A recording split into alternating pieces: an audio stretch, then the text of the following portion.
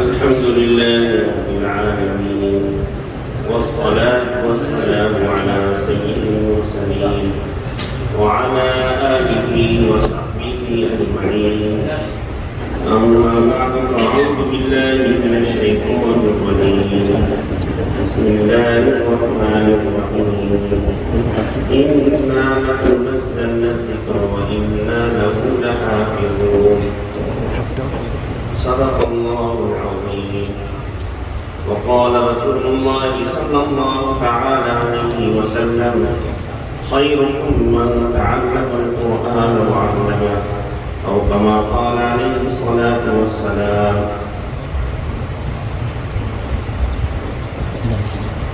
آج کی بابرکت روحانی علمی دینی مجلس کے روح رواں حضرت مولانا محمد موسیٰ عثمانی صاحب مدظ اللہ علیہ مجلس میں تشریف فرما، تمام علماء کرام، حفاظ نظام، سامعین بدمکین اور ہمارے طلباء عزیز، سب سے پہلے تو میں ہمارے ان عزیزان گرامی قدر جو آج حفظ قرآن کریم کی تکمیل کی سعادت حاصل کریں گے، ان کی خدمت میں ہدیہ ترغیب پیش کرتا ہوں اور دعا کرتا ہوں کہ اللہ تعالی ان کے سینوں کو الفاظ قرآنی، علوم قرآنی کا مخزن بنائے اور ان کے بدن سے اعمال قرآنی کو جاری و ساری فرمائے۔ اسی طرح رسول خاص مبارکبادی میں ان ہمارے طلباء عزیز کو بھی پیش کروں گا کہ جنہوں نے کمپٹیشن اور مسابقے کی دور میں اپنی دوڑ اور مسابقے کے لیے حدیث شریف کے علموں کو چنا۔ بڑا ہی عجیب و غریب منظر تھا ہمارے لیے کہ طلباء حدیث شریف پیش کرنے کے لیے ایک دوسرے پر سبقت کر رہے تھے، اور یہی ہے وہ لوگ ان کے بارے میں اللہ رب العزت نے فرمایا کہ فَلْيَتَنَافَسِ الْمُتَنَافِسُونَ، آپس میں ریس لگانے والے، آپس میں ایک دوسرے پر سے آگے بڑھنے والے آگے بڑھے، جنت والے اعمال میں آگے بڑھے۔ تو یہ جنت والا عمل اس لیے کہ جہاں ایک طرف نبی پاک صلی اللہ علیہ وسلم نے یہ فرمایا خیرکم من تعلم القرآن وعلمہ، کہ اس روئے زمین پر جس وقت ایک قاری قرآن کریم پڑھتا ہے، ایک حافظ قرآن کریم کے الفاظ کو اپنی زبان سے ادا کرتا ہے، ایک شیخ اور مقری قرآن، استاد قرآن کریم کے الفاظ کو طلبہ کے سینوں میں اتارتا ہے، اس وقت روئے زمین پر ان سے بڑھ کر کوئی شخص نہیں ہوتا، نہ سیکھنے والوں سے بڑھ کر نہ سکھانے والوں سے بڑھ کر۔ یہ فضیلت صحیح ترین حدیث جو میں نے آپ لوگوں کے سامنے پیش کی، خیرکم من تعلم القرآن وعلمہ۔ دوسری طرف نبی پاک صلی اللہ علیہ وسلم کے ارشاد ہے نظر اللہ امرأ سمع مقالتی ووعاہ وحفظہ وأدبہ، کہ اللہ تعالیٰ سرسبز و شاداب رکھے، آباد رکھے، خوش رکھے ان لوگوں کو جنہوں نے میری حدیث کو سنا، اس کو محفوظ کیا، یاد کیا اور پھر لوگوں کے سامنے اس کو سنا دیا۔ آج وہی دعا ان الفاظ حدیث کے گویا کہ ان کے سامنے گلدستے کے طور پر نبی پاک صلی اللہ علیہ وسلم کی جانب سے ان کی خدمت میں پیش ہو رہی تھی، جب یہ حفظ حدیث لوگوں کے سامنے سنا رہے ہیں۔ تو یہ سنگم جس کے بارے میں نبی پاک صلی اللہ علیہ وسلم نے فرمایا کہ ترکت فیکم الثقلین، کہ میں تم میں دو بھاری چیزیں چھوڑ کر جا رہا ہوں، یہ قرآن اور دوسری حدیث۔ یہ موقع بہت کم ہوتا ہے کہ ایک طرف قرآن کی مجلس اور دوسری طرف حدیث کی مجلس بھی اسی کے اندر۔ بہرحال یہ خاص طور پر قرآن کریم کی مجلس ہے. قرآن کریم بہت مختصراً میں عرض کروں گا. آج کے زمانے میں داعی اللہ اور محدث کبیر اور استاد الاساتذہ حضرت مولانا ابراہیم دیولوی صاحب مدظلہ العالی وزامت برکاتہم العالیہ، کسی نے پوچھا کہ حضرت فتنوں کا زور ہے، ہر ایک فتنے کا شکار ہے. آپ یقین کیجئے کہ گھر کے اندر دودھ پینے والے بچے سے لے کر کے بازاروں میں، گلیوں میں، تجارتی مراکز پر، مارکیٹوں میں اور کرسیوں کے بڑے بڑے عہدوں پر براجمان بوڑھے اور بزرگ شخص تک، اور اسی طرح گھروں کے اندر رہنے والی چھوٹی چھوٹی بچیوں سے لے کر کے ہماری بزرگ خواتین ہر طرف سے فتنوں کے اندر گھرے ہوئے ہیں، اس لیے کہ فتنوں کا زمانہ ہے،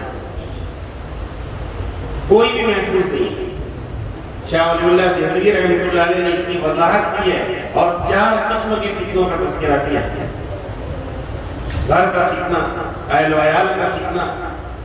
خاندان والوں کا فتنہ، محلے والوں کا فتنہ، جس شہر گاؤں قریے کے اندر انسان رہتے ہیں اس کے اندر فتنہ، جس ملک کے اندر رہتے ہیں حکومتی سطح پر ملکی فتنہ، اور پوری دنیا کا عالمی فتنہ. آج اس وقت بالکل صاف نظر آ رہا ہے کہ انفرادی اور اجتماعی طور پر ہر شخص فتنوں کے اندر گر چکا ہے. ذاتی فتنہ، اہل و عیال کا فتنہ، معاشرے کا فتنہ یہ ہے کہ گناہوں کا ماحول قائم ہو جائے، کوئی شخص گناہ کو گناہ سمجھنے کے لیے تیار نہ ہو. ملک اور حکومت کا فتنہ یہ ہو کہ حق کو حق نہ کہا جائے، ظلم کیا جائے، مظلوم کی آواز نہ سنی جائے. پوری دنیا کا فتنہ یہ ہوگا کہ پوری دنیا کے اندر مادیت اور طاقت کے بلبوتے پر لوگ حکمرانی کریں، مظلوموں کو دبائیں اور ظالموں کو کھلی چھوٹ مل جائے. ان تمام کا علاج حضرت مولانا ابراہیم صاحب دامت برکاتہم فرماتے ہیں کہ مجھے تو یہ سمجھ میں آتا ہے کہ جس ذریعے سے قرن اول کے اندر اصلاح ہوئی تھی یعنی قرآن کریم، اسی ذریعے سے قرن اخیر یعنی ہمارے زمانے کی بھی اصلاح ہوگا. اور اس کی شہادت ایک حدیث شریف کے اندر موجود ہے. حارث عابر ایک صحابی، انہوں نے حضرت علی رضی اللہ تعالیٰ عنہ کے سامنے کچھ باتیں عرض کی تو حضرت علی رضی اللہ تعالیٰ عنہ نے ان کو جواب دیا کہ ستکون فتنۃ، ان قریب فتنہ ہوگا، ان قریب فتنہ ہوگا، اور ایسا فتنہ ہوگا کہ جو لوگوں کو اپنی لپیٹ میں لے لے گا. تو حارث عابر نے پوچھا کہ امیر المومنین اس فتنے سے بچنے کا طریقہ کیا ہوگا؟ تو حضرت علی رضی اللہ تعالیٰ لمبی چوڑی روایت ہے، ترمذی شریف کے اندر موجود ہے. حضرت علی رضی اللہ تعالیٰ نے فرمایا کہ میں نے اللہ کے رسول صلی اللہ علیہ وسلم سے سنا آپ یہی فرما رہے تھے کہ ہم قریب فتنہ ہوگا، اور جس شخص کو آپ فرما رہے تھے اس نے پوچھا کہ من مخرج یا رسول اللہ، اے اللہ کے رسول اس فتنے سے نکلنے کا طریقہ کیا ہوگا؟ تو نبی پاک صلی اللہ علیہ وسلم نے فرمایا کہ اس فتنے سے نکلنے کا طریقہ وہ ہوگا کتاب اللہ، کتاب اللہ. اور اللہ کے رسول صلی اللہ علیہ وسلم نے فرمایا کہ یہ اللہ کی کتاب وہ ہے نبأ ما قبلکم، کہ تم سے پہلے کی پہلوں کی خبریں ہیں، قوم لوط کی خبریں ہیں، قوم عاد کی خبریں ہیں، قوم ثمود کی خبریں ہیں، اور خبر ما بعدکم، اور تمہارے بعد کی خبریں ہیں کہ 100 سال کے بعد، 200 سال کے بعد، 1500 سال کے بعد جو لوگ آنے والے ہیں وہ کیسے ہوں گے، ان کے اعمال کیسے ہوں گے.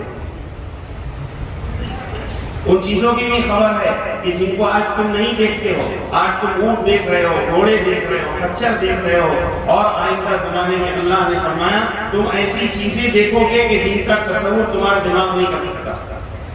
قرآن کریم میں بھی موجود ہے. پھر آگے نبی پاک صلی اللہ علیہ وسلم نے ارشاد فرمایا کہ یہ کتاب ہے ومن اتبع الہدی، جو شخص اس کتاب سے ہدایت حاصل کرے گا اللہ اس کو ہدایت دے دے گا، اور جو شخص اس کتاب کے بغیر ہدایت حاصل کرے گا اللہ اس کو گمراہ کر دے گا. پھر آگے اللہ کے رسول نے فرمایا کہ وہ حبل اللہ المتین، یہ اللہ کی مضبوط رسی ہے. آپ یقین کیجئے کہ ہمارا آسمان والوں سے کوئی رابطہ نہیں ہے، آج تک دنیا کا کوئی انسان سوائے حضرت نبی پاک صلی اللہ علیہ وسلم کے آسمان تک پہنچ نہیں سکا، بلکہ آسمان کے قریب بھی نہیں جا سکا۔ دنیا والوں کا کوئی رابطہ آسمان سے نہیں ہے، صرف ایک صورت ہے، صرف ایک چیز ہمارے پاس موجود ہے کہ جس وقت آدمی کوئی بھی شخص اس کی تلاوت کرتا ہے، کوئی بھی شخص اس کو پڑھتا ہے، کوئی بھی شخص اس کو سمجھتا ہے اور اس کے احکام کو اپنے بدن سے ادا کرتا ہے، اس وقت اس کا رابطہ آسمان والوں سے ہو جاتا ہے، وہ ہے قرآن کریم۔ اس لیے کہ یہ آسمانوں کا ہدیہ ہے جو وحی الہی کے ذریعے سے، حضرت جبرائیل کے ذریعے سے ایک انسان اور انسانوں میں سب سے قیمتی انسان حضرت نبی پاک صلی اللہ علیہ وسلم کی ذات تک پہنچا۔ گویا کہ یہ حبل اللہ المتین ہے، ایک رسی ہے جو آسمانوں سے اتاری گئی ہے اور وہ رسی زمین کے تمام انسانوں کے ہاتھوں کے اندر دے دی گئی ہے۔ اس رسی کو جو پکڑے گا آسمان سے اس کا رابطہ ہو جائے گا، اور جتنی مضبوطی کے ساتھ اس رسی کو پکڑے گا اتنا مضبوط واسطہ اور رابطہ آسمان والوں کے ساتھ ہو جائے گا، اور جس کا رابطہ آسمان والوں کے ساتھ ہو گیا تو اس کی دنیا اور آخرت کی کامیابی میں کوئی شبہ نہیں۔ اسی طرح نبی پاک صلی اللہ علیہ وسلم نے اور بھی باتیں قرآن کریم کی تعلق سے فرمائی، اور پھر آخر میں نبی پاک صلی اللہ علیہ وسلم کی ان باتوں کو سنا کر حضرت علی رضی اللہ تعالیٰ عنہ نے فرمایا کہ جو اس پر عمل کرے گا اس کو اجر دیا جائے گا، جو اس کی مخالفت کرے گا قسمہ اللہ اس کو توڑ کر رکھے گا۔ آپ یقین جانیے کہ مدارس اور مکاتب کے ذریعے سے قرآن کریم کی جو خدمت ہو رہی ہے یہ فتنوں کے خاتمے کی سب سے بڑی اور اعلیٰ کوشش ہے۔ ایک حافظ قرآن اپنی زبان سے قرآن کریم کے الفاظ جس وقت ادا کرتا ہے اس کے منہ سے ایک عجیب و غریب نور نکلتا ہے۔ میں نے جامعہ عمر ابن خطاب کچھ کھیڑا کے ایک جلسے میں مولانا ذوالفقار صاحب نروری، سید ذوالفقار صاحب رحمۃ اللہ علیہ، حضرت مولانا اسلامی صاحب وغیرہ اور تمام ہمارے فلاحی برادران کے استاد ہیں، وہ فرما رہے تھے کہ ایک مرتبہ میں جامعہ عقل کنواں میں حفظ قرآن کریم کی تکمیل کی جامعہ فلاح دارین ترکیسر میں قرات الصبا کی تکمیل کے اندر موجود تھا، اور قاری قرآن جب الفاظ ادا کر رہا تھا تو میں نے اپنے ان گنہگار آنکھوں سے دیکھا کہ واقعتاً ایک نور اس کے منہ سے نکل رہا ہے۔ آپ لوگ یقین جانیے کہ یہ حفاظ کرام دن اور رات کے مختلف حصوں میں جب قرآن کریم کی تلاوت کرتے ہیں ان کے منہ سے عجیب نور نکلتا ہے، عجیب روحانی طاقت نکلتی ہے۔ جب کوئی امام مصلی پر کھڑا ہو کر قرآن کریم کی تلاوت نماز میں کرتا ہے تو آپ یقین جانیے کہ ایک خاص رحمت جہاں اللہ کی طرف سے نازل ہوتی ہے وہیں پر اس کی زبان سے ایک طاقتور نور اور ایک روحانی طاقت نکلتی ہے جو مصلیوں کو گھیر لیتی ہے اور ان کی حفاظت کرتی ہے، اور صرف انہی کی نہیں بلکہ اس کے ارد گرد جتنے مکانات، جو چرند پرند، جو بے جان اور جاندار ہے، سب کی حفاظت کرتی ہے۔ اب آپ سوچیں گے کہ میزائل کے اس دور میں، توپ کے اس دور میں، اور ایٹمی توانائی اور جوہری ہتھیاروں کے اس دور میں ہم یہ مدرسے کے اندر بیٹھ کر ٹوٹی پھوٹی چٹائی پر علم حاصل کرنے والے زمانے کے ان فتنوں کا اور ان بڑی بڑی طاقتوں کا کیسے مقابلہ کریں گے؟ اور یہ مولوی صاحب کو تقریر کر کہ ہر فتنے کا علاج قرآن کریم کے اندر موجود ہے، ایسا کیوں کرو گا؟ ایسا کیوں کرو گا؟ سب سے پہلی بات تو یہ ہے کہ اللہ نے خود قرآن کریم کے اندر فرمایا اِنَّا نَحْنُ نَزَّلْنَا الذِّكْرَ وَإِنَّا لَهُ لَحَافِظُونَ کہ ہم نے یہ قرآن نازل کیا، ہم اس کی حفاظت کریں گے۔ مفسرین کہتے ہیں کہ اللہ تو اس زبان کی بھی حفاظت کرتا ہے جس زبان سے قرآن ادا ہوتا ہے، اس سینے کی بھی حفاظت کرتا ہے جس سینے میں قرآن ہوتا ہے۔ تو آپ بتائیے کہ اس بدن کی کیوں نہیں حفاظت کرے گا جس بدن سے قرآن کے اعمال جاری رہے؟ پوری دنیا کے انسان، خاص طور پر مسلمان، اگر قرآن کریم پر عمل کرے تو اللہ کی طرف سے غیبی نصرت اور مدد ہوگی، اور اس حافظ قرآن، اس عامل قرآن، اس خادم قرآن کی حفاظت ہوگی، اور اس کے ساتھ ساتھ جتنے لوگ قرآن پر عمل کریں گے ان تمام کی حفاظت اللہ کی طرف سے ہوگی۔ یہ اللہ کی طرف سے فتح کا اعلان ہے۔ انفرادی طور پر ہو رہی ہے، ایک وقت آئے گا کہ اجتماعی طور پر بھی ہوگی۔ اچھا ٹھیک ہے، حفاظت تو ہو جائے گی قرآن پڑھنے والوں کی، قرآن پر عمل کرنے والوں کی، لیکن یہ نہتوں پر جو ہتھیار چلائے جا رہے ہیں، یہ بم بارود سے حملے کیے جا رہے ہیں، مٹانے کی سازش کی جا رہی ہے، کبھی ہماری مسجدوں کو ڈھا دیا جاتا ہے، کبھی ہمارے مسائل کے اوپر حملہ کیا جاتا ہے، شریعت کے مسائل کو نشانہ بنایا جاتا ہے، کبھی طلاق کو نشانہ بنایا جا رہا ہے، کبھی حجاب کو نشانہ بنایا جا رہا ہے۔ تو ان فتنوں کی سرکوبی کیسے ہوگی؟ ان فتنوں کی سرکوبی کرنے والے، ان کا خاتمہ کرنے والے بھی انہی مدارس اور مکاتب سے اٹھنے والے علماء کرام اور حفاظ کرام ہوں گے۔ ان کے اندر اللہ نے اتنی روحانی طاقت دی ہے کہ ان کی روحانی طاقت کے سامنے کوئی توپ، کوئی ٹینک نہیں چل سکے گا۔ اللہ نے بتلا دیا، 20 سال تک کوشش ہوتی رہی، 20 سال، اور اس سے پہلے بھی کوشش کی ہے، 70 سال تک کوشش ہوتی رہی کہ پورے خطہ روس سے ایک ایک حافظ کو، عالم کو ختم کر دیا جائے، پورے روئے زمین پر ایک حافظ بھی باقی نہ رہے، یہاں تک کہ ایک قرآن کریم کا نسخہ بھی باقی نہ رہے۔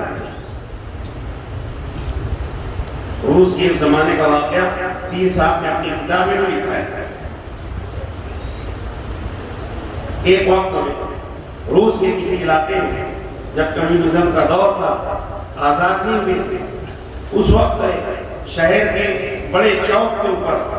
پورے شہر کے اندر جتنے بھی قرآن کریم کے نسخے تھے وہ تمام کے تمام لا کر کے جمع کر دیے گئے، اور اس وقت کا جو بھی حکمراں ہوگا، جو بھی شخص ہوگا ظالم و جابر، اس نے کہا کہ ان سب کو جلا دیا، اور جب ان کو آگ لگا دی، جو مسلمان وہاں پر سامنے موجود تھے ان میں سے کہا گیا کہ دیکھو ہم نے تو تمہارے قرآن کو جلا دیا۔ اب تو ایک انتہائی بزرگ بڑی عمر ہوئی، ہمارے علاقے بیدر کے اندر جانا ہوا، وہاں پر ہم نے ائمہ کرام کا اعزاز ہوا، جلسے کے اندر تمام مذاہب کے لوگ موجود تھے، اس میں 102 سال کے ایک امام صاحب تھے جن کی آنکھ سلامت، زبان سلامت، دل دماغ سلامت،